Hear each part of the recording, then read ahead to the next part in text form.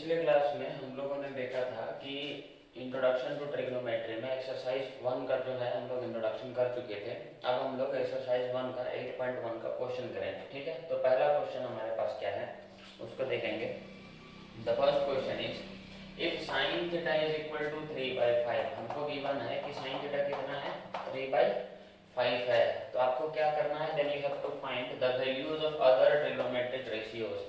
Values of other trigonometric ratios का मतलब ये है कि 6 ट्रिग्नोमेट्रिक रेशियोज का, एक साइन थीटा, एक कोस थीटा, एक टेन थीटा, एक कोसेक थीटा, एक सेक थीटा और एक कॉट थीटा, है ना। हमको साइन थीटा का वैल्यू गिवन है और बाकी ट्रिग्नोमेट्रिक रेशियोज का वैल्यू हमको निकालना है। ठीक है, तो ये हमारा क्वेश्चन है। कैसे निकालेंगे देखते हैं ध्यान से कैसे निकालेंगे। देखिए, आप लोग को पता है कि साइन थीटा जो होता है वो किसके इक्वल होता है। साइन थीटा जो है, साइन थीटा का फॉर्मूला क्या होता है, साइन थीटा का फॉर्मूला होता है p/h। तो हम साइन थीटा की जगह हम क्या लिख सकते हैं, p/h लिख सकते हैं, डिवाइड कर इज इक्वल टू क्या है, 3/5। हम क्या करेंगे, अब रेशियो को x मान लेंगे।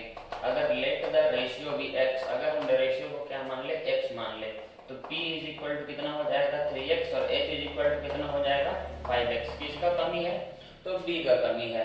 तीनों में से किसी का भी कमी रहे, क्योंकि देखो ट्रिग्नोमेट्रिक रेशियोज में, मतलब ट्रिग्नोमेट्रिक चैप्टर में हम लोग बोले थे कि हम लोग राइट एंगल ट्रायंगल के बारे में बात करेंगे। अगर ये एक राइट एंगल ट्रायंगल है ABC, 90 डिग्री का अपोजिट वाला हाइपोटेन्यूज कितना गिवन है, 5x गिवन है। p कितना गिवन है, मतलब मान लो अगर हम इसको थीटा मान ले रहे हैं तो इसका अपोजिट वाला परपेंडिकुलर कितना गिवन है, 3x गिवन है। और ये बच गया वो क्या होगा, बेस। तो बेस का वैल्यू निकालना है। तो इन तीनों में से अगर दो वैल्यू गिवन रहेगा और एक का वैल्यू हमको निकालना है, तो हम क्या करते हैं, हम लोग पाइथागोरस थ्योरम को याद करते हैं। ठीक है ना, तो हमको बाय पाइथागोरस थ्योरम, अब हम यहाँ पर क्या लगाएंगे, पाइथागोरस थ्योरम लगाएंगे। By Pythagoras theorem, Pythagoras theorem क्या बोलता है कि h² is equal to p² plus b²। h का वैल्यू कितना है, तो 5x, इसका whole square is equal to p का वैल्यू कितना है, 3x, इसका होल स्क्वायर प्लस b का वैल्यू तुमको निकालना है। 5 का स्क्वायर हो जाएगा 25 into x² is equal to 3 का स्क्वायर हो जाएगा 9x², और ये b का स्क्वायर, ये 9x² अगर आके माइनस करेगा तो b² is equal to 25x² minus 9x²। तो यहाँ से b का वैल्यू क्या आएगा, रूट अंडर 25 माइनस 9 यानी कि 16x²। 16 किसका स्क्वायर रूट होता है, तो 4 का, और x² का स्क्वायर रूट क्या हो जाएगा, x। तो b का वैल्यू कितना आया हमारे पास, b का वैल्यू आया 4x। b का वैल्यू कितना आया, 4x। अब हमको क्या करना है, बाकी ट्रिग्नोमेट्रिक रेशियोज का वैल्यू निकालना है। साइन थीटा गिवन है, नाउ हमको cos थीटा का वैल्यू चाहिए। तो cos थीटा का फॉर्मूला क्या होता है, b/h। b का वैल्यू कितना निकाले हम, 4x। h का वैल्यू कितना गिवन है, तो 5x। ये x इसको मार डालेगा तो यहाँ से cos theta is equal to आएगा 4/5। तो cos थीटा का वैल्यू हमको मिल गया। उसी तरह से हमको क्या चाहिए, tan थीटा का वैल्यू चाहिए। tan थीटा क्या होता है, p/b।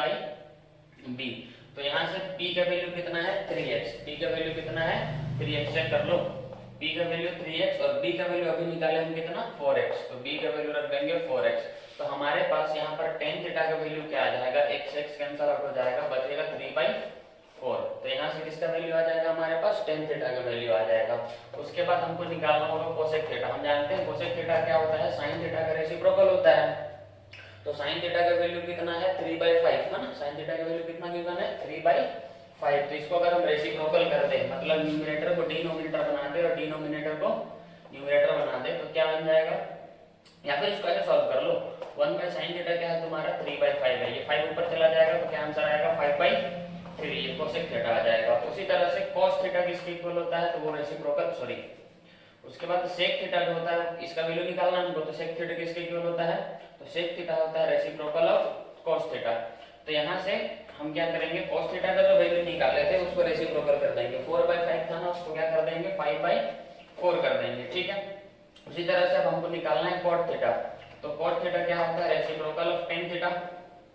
तो यहाँ से अगर हम tan थीटा का जो वैल्यू निकालना है, इधर 3/4 उसको रेसिप्रोकल कर देंगे तो बन जाएगा 4/3।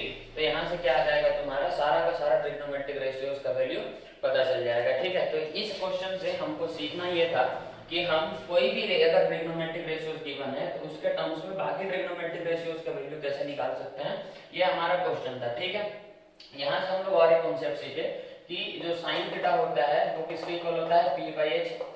कोस थीटा होता है वो इक्वल होता है बी बाई एच के। उसी तरह से टेन थीटा इक्वल होता है पी बाई बी के। उसी तरह से हम सीखे कि कोसेक थीटा इक्वल होता है एच बाई पी के। उसी तरह से सेक थीटा जो होता है वो इक्वल होता है एच बाई बी के। और कॉट थीटा जो होता है वो इक्वल होता है बी बाई टी के।